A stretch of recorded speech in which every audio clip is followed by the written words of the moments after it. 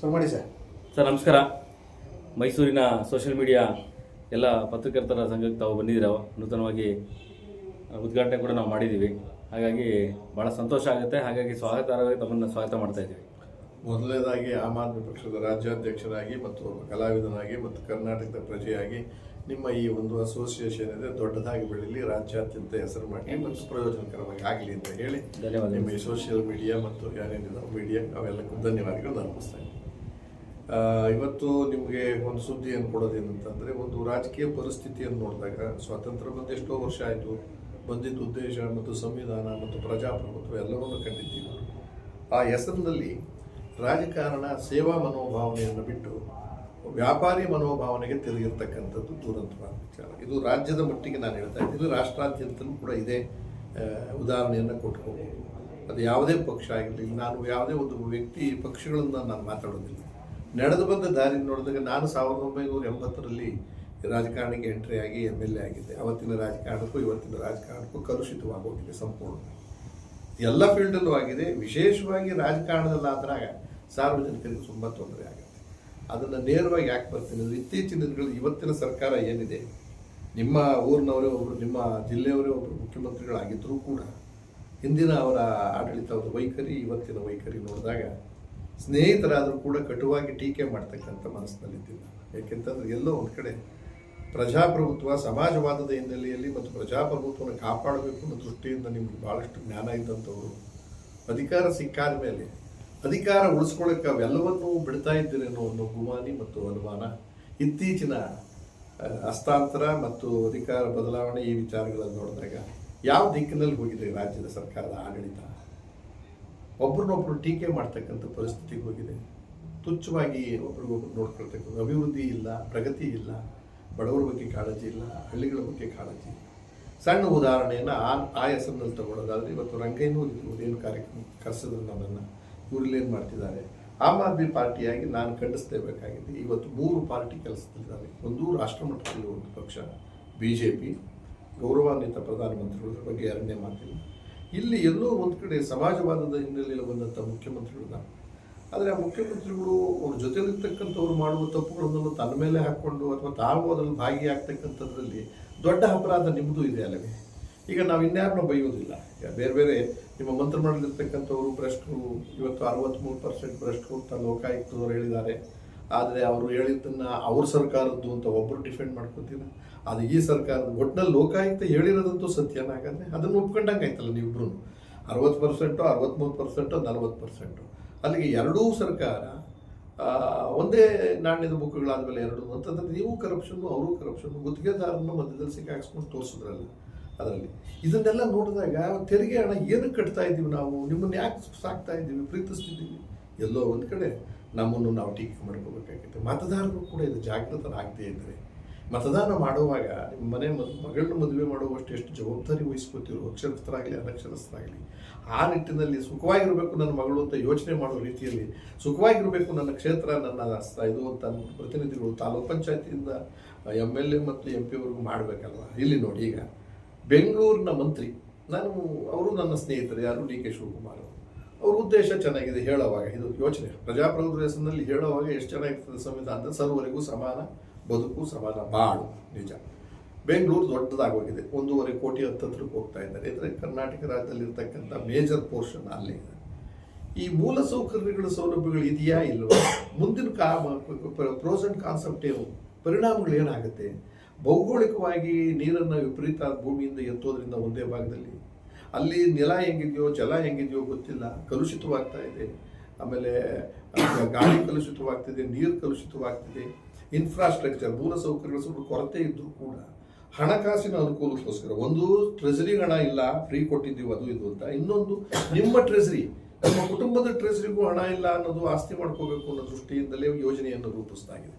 ಹಿಂದಿನ ಕಾಲದಲ್ಲಿ ಹಾಗಲ್ಲ. ಯೋಜನೆ ರೂಪಿಸಿದ್ರೆ ಅದು ಸಾರ್ವಜನಿಕರಿಗೆ ಪ್ರೀತಿಸುವಂಥ ರೀತಿ ಯೋಜನೆಗಳು ಹೊರಡ್ತಾ ಇರ್ತದೆ. ಅದು ಜಲನೀತಿ ಇರ್ಬೋದು, ಗಡಿ ನೀತಿ ಇರ್ಬೋದು, ಆಮೇಲೆ ಭೂಮಿಯ ವಿಚಾರದಲ್ಲಿ ಇರ್ಬೋದು. ನೋಡಿ, ಇವತ್ತು ಗ್ರೇಟರ್ ಬೆಂಗಳೂರು ಅಂತ ಹೇಳಿದ್ರೆ ಅಗತ್ಯ ಏನಿತ್ತು ಅನ್ನೋ ಪ್ರಶ್ನೆ ಕೇಳಿದಾಗ, ಮೊದಲನೇದಾಗಿ ನನ್ನ ಲೆಕ್ಕದಲ್ಲಿ ಆ ಬೆಂಗಳೂರಿಗೆ ವಲಸೆ ಬರ್ತಕ್ಕಂಥದ್ದನ್ನೇ ತಡಿಬೇಕಾಗಿದೆ. ಸುಮಾರು ವರ್ಷ ತಡ್ಕೊಳಕ್ಕಾಗಲ್ಲ, ನೀರಿನ ವ್ಯವಸ್ಥೆ ಮಾಡೋಕ್ಕಾಗಲ್ಲ, ಮತ್ತು ರಸ್ತೆ ವ್ಯವಸ್ಥೆ ಮಾಡೋಕ್ಕಾಗಲ್ಲ, ಡ್ರೈನೇಜ್ ವ್ಯವಸ್ಥೆ ಮಾಡೋಕ್ಕಾಗಲ್ಲ, ಕರೆಂಟಿನ ವ್ಯವಸ್ಥೆ ಕೊಡೋಕ್ಕಾಗೋದಿಲ್ಲ. ಹೀಗಿರುವಾಗ ಒತ್ತಡವನ್ನು ಯಾಕೆ ತಗೋತೀರಾ? ಆಮೇಲೆ ಹಳ್ಳಿಗಾರ ಜನಗಳನ್ನ ಆಸೆ ತೋರಿಸಿ ಅವರೆಲ್ಲ ಬಂದು ವ್ಯವಸಾಯವನ್ನು ನಿಲ್ಲಿಸೋ ರೀತಿಯಲ್ಲಿ ಅವ್ರ ವೃತ್ತಿಯನ್ನು ನಿಲ್ಲಿಸ್ಕೋತಾರೆ. ಎಲ್ಲರೂ ಇಲ್ಲಿ ವಲಸೆ ಬರ್ತಕ್ಕಂಥದ್ದಿದೆ. ಬಂದ ಮೇಲೆ ಹೋಗ್ಲಿ ಅನುಕೂಲ ಇದೆ. ಎಷ್ಟೋ ಫ್ಲಾಟ್ಗಳಲ್ಲಿ ಊರುಗಳು ಬಿಡ್ತಾ ಇದ್ದಾರೆ, ಯಾಕೆಂತಂದ್ರೆ ಜ್ವರ ಬರ್ತಿದೆ ಅಂತ ನೀರು ಪಾರು ಇಂಥದ್ದೆಲ್ಲ. ಗ್ರೇಟರ್ ಬೆಂಗಳೂರು ಮಾಡೋ ಉದ್ದೇಶ ಇಲ್ಲಿ ಉದ್ದೇಶ ಅಂತಂದ್ರೆ ತಾನು ಕಳ್ಕೊಂಡಿರ್ತಕ್ಕಂಥ ದುಡ್ಡು ರಾಜಕೀಯ ಅಸ್ತಿತ್ವಕ್ಕೋಸ್ಕರ ತಾವು ಹಂಚಿರ್ತಕ್ಕಂಥ ಬ್ಲಾಕ್ ಮನಿ ಹಣವನ್ನು ವಾಪಸ್ ಪಡೆಯೋಕ್ಕೋಸ್ಕರವಾಗಿ ಇದನ್ನು ಮಾಡಿರ್ತಕ್ಕಂಥದ್ದು ಹೆಂಗೆ ಅಂತ ಅಂದ್ರೆ, ಇವತ್ತು ಗ್ರೇಟರ್ ಬೆಂಗಳೂರು ಅಂತಂದ್ರೆ ಸುತ್ತ ಇರೋ 4-5 ತಾಲೂಕುಗಳನ್ನು ಸೇರಿಸ್ಬಿಟ್ಟು ಇದು ಸುರಂಗ ಮಾರ್ಗ ಕೊರಿತಿದ್ದೀವಿ, ಮೆಟ್ರೋ ಮಾಡ್ತಿದ್ದೀವಿ ಅಂತ ಅಂದಾಗ ಅದರಿಂದ ಆಗೋ ಅನಾಹುತಗಳೇನು? ಪರಿಸರ ಹಾನಿ, ಕಲ್ಮಶ, ಆಮೇಲೆ ಒತ್ತಡ, ಆಮೇಲೆ ಬದುಕೇ ಆಗೋದಿಲ್ಲ, ಆಮೇಲೆ ದರೋಡೆ ಕಳ್ತನ ನಡೀತಾನೆ ಇದ್ದೇವೆ. ಒಂದು ತಾಯಿಗಳ ಸಮಸ್ಯೆಗಳನ್ನು ಬದುಕಿಸಕ್ಕೆ ಸಾಧ್ಯ ಇಲ್ಲ. ಆದ್ರಿಂದ ಅಲ್ಲಿ ಆ ಸೌಂದರ್ಯವನ್ನು ಹಾಳು ಮಾಡಿದ್ದೀರಾ, ಸುಖವನ್ನು ಹಾಳು ಮಾಡಿದ್ದೀರಾ.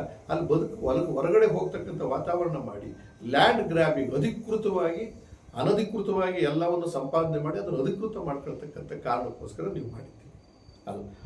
ಆದರೆ ಸೌಲಭ್ಯ ಕೊಡಬಾರ್ದು ಅಂತ ಹೇಳಿಲ್ಲ, ಸೌಲಭ್ಯ ಕೊಡೋಕ್ಕೋಸ್ಕರವೇ ಕೊಟ್ಟು ಅದನ್ನ ಆಸೆ ತೋರಿಸ್ತಕ್ಕಂಥ ಕೆಲಸ ನೀವು ಮಾಡಿದ್ರಿ. ನನಗಂತೂ ಬೆಂಗಳೂರದಂತೂ ಪ್ಲ್ಯಾನ್ ಭಾಳ ಅಚ್ಚುಕಟ್ಟಾಗಿ ಇಲ್ಲದೇ ಮಾಡಿರ್ತಕ್ಕಂಥ ವಿಚಾರ.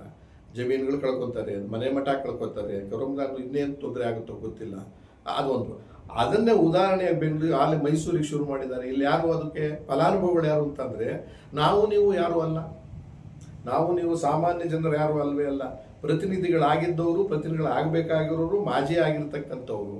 ಈ ಆಸ್ತಿ ಪಾಸ್ತಿನ 7-8 ಕಿಲೋಮೀಟರ್ನಲ್ಲಿ ಬಹಳಷ್ಟು ಲಪ್ಟಾಯಿಸಿರೋದ್ರಿಂದ, ಕಡಿಮೆ ದುಡ್ದಿರೋದ್ರಿಂದ ಅದಕ್ಕೆ ವ್ಯಾಲ್ಯೂ ಬರಬೇಕಾಗಿರೋದ್ರಿಂದ ನೀವು ಆ ಮೈಸೂರಿನ ಸುತ್ತಮುತ್ತ ಈ ಥರದ ಚಿಂತನೆ, ಗ್ರೇಟರ್ ಮೈಸೂರು ಫ್ಲೈಓವರ್ ಅಂಡ್ ಇನ್ನೊಂದೇನು ಗ್ರೇಟರ್ ಬೆಂಗಳೂರು ಮಾಡಬೇಕು ಅನ್ನತಕ್ಕಂಥ. ಇದರೊಳಗೆ ಮೆಟ್ರೋನು ಇರ್ಬೋದು, ಅಂಡರ್ಗ್ರೌಂಡು ಇರ್ಬೋದು, ಫ್ಲೈಓವರ್ ಇರ್ಬೋದು. ಆಮೇಲೆ ಮೈಸೂರಿಗೆ ತನ್ನದೇ ಆದಂಥ ಈ ಕರ್ನಾಟಕ ರಾಜ್ಯದಲ್ಲಿ ಅಸ್ತಿತ್ವ ಇದೆ ಮಹಾರಾಜರ ಕಾಲದಿಂದ. ಇವತ್ತು ಮಹಾರಾಜರ ಕಾಲದಲ್ಲಿ ಬೇರೆ ಬೇರೆ ಬೈತೀವಿ, ಆದರೆ ಅವತ್ತಿನ ಕಾಲದಲ್ಲಿ ಮಹಾರಾಜರು ಕೊಟ್ಟಂಥ ಕೆಲಸವನ್ನು ನೀವು ಕೊಡೋಕ್ಕೆ ಸಾಧ್ಯ ಇಲ್ಲ. ಅವ್ರು ಕಟ್ಸಿರೋ ಕೆರೆ ಕುಂಟೆಗಳಿರ್ಬೋದು, ಆ ಬೇರೆ ಬೇರೆ ಥರದ ಯೋಜನೆಗಳು ಮಾಡಿರೋದು, ಗ್ರಾಮೀಣ ಅದು ಮಾಡಿಲ್ಲ.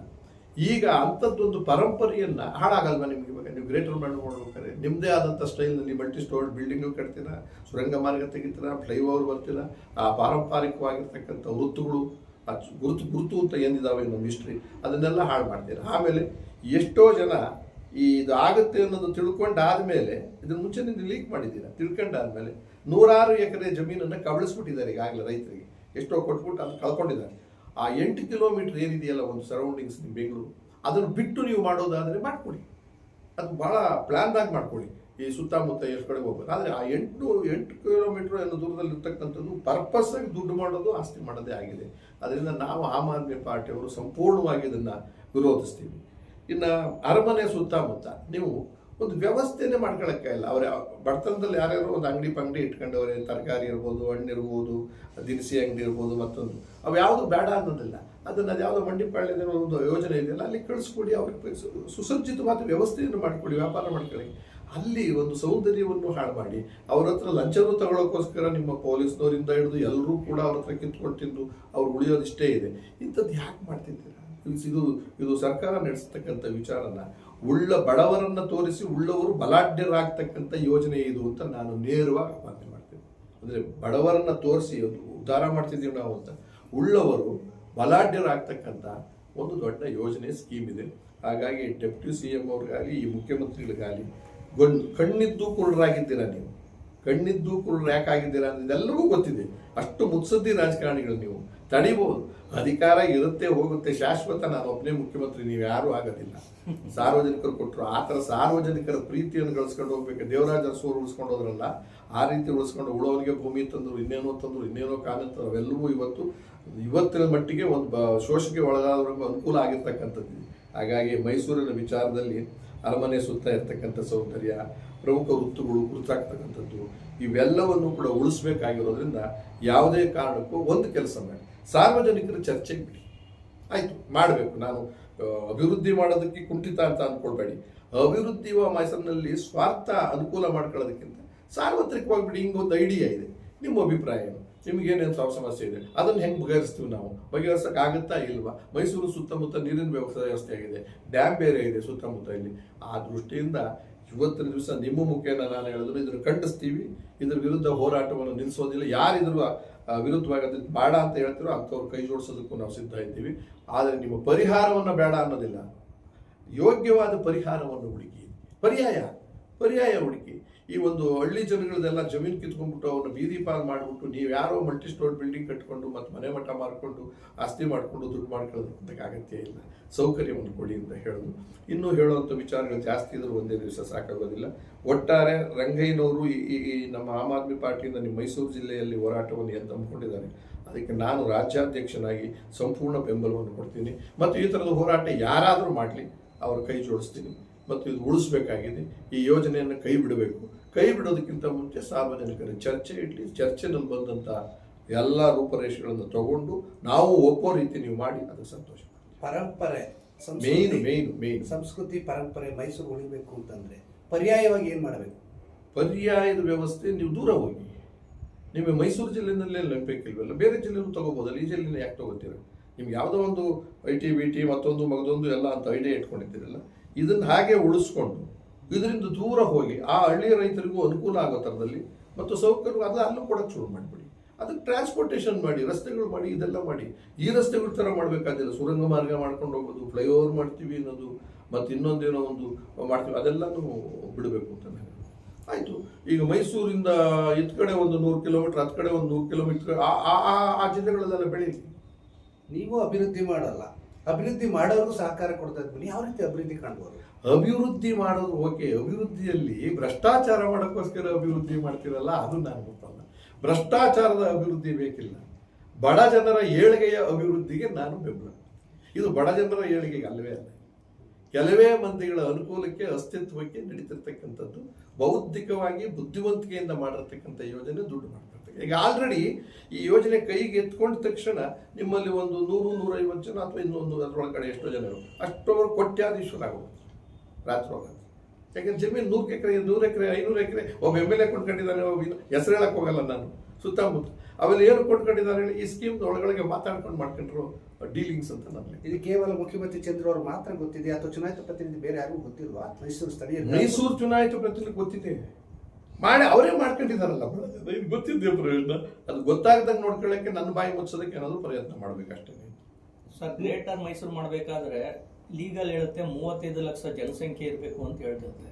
ಬಟ್ ಇವರು ಅದನ್ನೆಲ್ಲ ಏನು ಯೋಚನೆ ಮಾಡಿದ್ರೆ, ಅದಕ್ಕೆ ಈ ಮೈಲಿನ ತಗೊಂಡು ಪಕ್ಕದ ತಾಲೂಕುಗಳು ಇವನ್ನೆಲ್ಲ ಸೇರಿಸ್ಕೊಂಡ್ರೆ ಆ ಜಮೀನು ಕಬಳಾಯಿಸ್ಬೋದು, ಅಲ್ಲಿಗೂ ಹೋಗ್ಬೋದು. ಅವ್ರು ನಿಮ್ಮ ಕಾನೂನಿಗೂ ತರ್ಬೋದು. ತಿದ್ದುಪಡಿ ತರ್ತಾರೆ ಅವ್ರು. ಯಾವ್ಯಾವುದಕ್ಕೂ ತಿದ್ದುಪಡಿ ತಂದಿರ್ಬೇಕಾದ್ರೆ ರಾಷ್ಟ್ರ ಮಟ್ಟದಲ್ಲೂ ತಂದವ್ರೆ, ಇಲ್ಲೂ ತಂದು. ರಾಷ್ಟ್ರ ಮಟ್ಟದಲ್ಲಿ ಸಂವಿಧಾನ ವಿರೋಧ ಮಾಡ್ಕೊಂಡು ಎಲೆಕ್ಷನ್ ಕಮಿಷನ್ನ ತನ್ನ ಕೈಗೆ ತಗೊಳ್ಳೋಕ್ಕೆ ಒಂದು ತಿದ್ದುಪಡಿ ತಂದರು ಅಂಥವು ಎಷ್ಟು. ನಾನು ಉದಾಹರಣೆ ಹೇಳಿದೆ, ಇಲ್ಲಿ ಎಷ್ಟು ತಿದ್ದುಪಡಿ ತರ್ತಿದ್ದಾರೆ ಇವೆಲ್ಲನೂ ಕೂಡ. ಇಷ್ಟು ವರ್ಷದಿಂದ ಯಾಕೆ ಸುಮ್ಮನೆ ಇದ್ರು? ಮೊನ್ನೆ ಏನೋ ಅಂತಂದಿದ್ದಾರಲ್ಲ, ದ್ವೇಷ ಭಾಷಣಕ್ಕೆ ದ್ವೇಷ ಭಾಷಣ ನನಗೆ ತಿಳಿದ್ಬಿಟ್ಟು 40 ವರ್ಷದಿಂದಲೂ ಮಾಡ್ಕೊಂಡು ಬಂದಿದ್ದಾರೆ. ಇವರೇ ಮಾಡಿದ್ದಾರೆ. ಇವರ ರೆಕಾರ್ಡ್ಸ್ಗಳು ತೆಗೆದುಬಿಡಿ, ಎಷ್ಟು ದ್ವೇಷ ಭಾಷಣಗಳು ಮಾಡಿದ್ದಾರೆ ಅಂತ ಗೊತ್ತಾಗುತ್ತೆ. ಮತ್ತು ನಾವೊಂದು ಕೆಲಸ ಮಾಡ್ಬೋದು. ಈ ದೇಶ ಇದು ಈಗ ಆಕ್ಟ್ ಒಪ್ಕೊಳ್ಳೋಣ, ಚೆನ್ನಾಗಿದೆ. ಒಂದು 30 ವರ್ಷದ ಅವಧಿಯಲ್ಲಿ ಏನೇನು ನಡೆದಿದೆಯೋ ಅವರೆಲ್ಲರಿಗೂ ಇದಕ್ಕೆ ಶಿಕ್ಷೆಗೆ ಒಳಪಡಿಸ್ತಕ್ಕಂಥದ್ದು ತಗೊಂಡ್ರೆ ಭಾಳ ನಾನು ಸೇರಿಸ್ಕೊಡಿ. ನಾನು ಇದ್ರಿ ಅದು ನಾವು ಪಲಾಯನವಾದ ಮಾಡ್ಬೋದು. ಈ BJPಯವರು, ಕಾಂಗ್ರೆಸ್ನವರು, JDSನವರು ದೊಡ್ಡ ಲೀಡರ್ಗಳು ಇರತಕ್ಕಂಥದ್ದು. ಅವ್ರು ಪ್ರಾರಂಭ ಆಗಿ ಸಕ್ಸಸ್ ಆದಾಗಿಂದ ದ್ವೇಷ ಭಾಷಣವೇ ಮಾಡಿರೋದು, ದ್ವೇಷ ಮಾತುಗಳೇ ಮಾಡಿರೋದು. ಯಾವ್ಯಾವ ಅಶ್ಲೀಲ ಮಾತಿದ್ದು ಅದಕ್ಕೆಲ್ಲ ಕ್ಷಮೆ ಕೇಳಲ್ಲ. ಆಮೇಲೆ ವಿಷವಾದ ವ್ಯಕ್ತಪಡಿಸ್ತೀನಿ. ಪ್ರಜಾಪ್ರಭುತ್ವ ಇದೆಯಾ? ಸತ್ತಿದೆ. ಸಂಪೂರ್ಣ ಸಾಯಿಸೋದಕ್ಕೆ ಪ್ರಯತ್ನ ಮಾಡ್ತಿದ್ದಾರೆ 2-3 ಪಾರ್ಟಿಗಳು. ಬಾಬಾ ಸಾಹೇಬ್ ಅಂಬೇಡ್ಕರ್ ಯಾಕೆ ಪುರಸ್ಕಾರ ಮಾಡಬೇಕು? ಮತ ಬೇಕಲ್ಲ. ಬಾಬಾ ಸಾಹೇಬ್ ಹಿಂದಗಡೆ ಒಂದು ಪಂಥ ಇದೆ.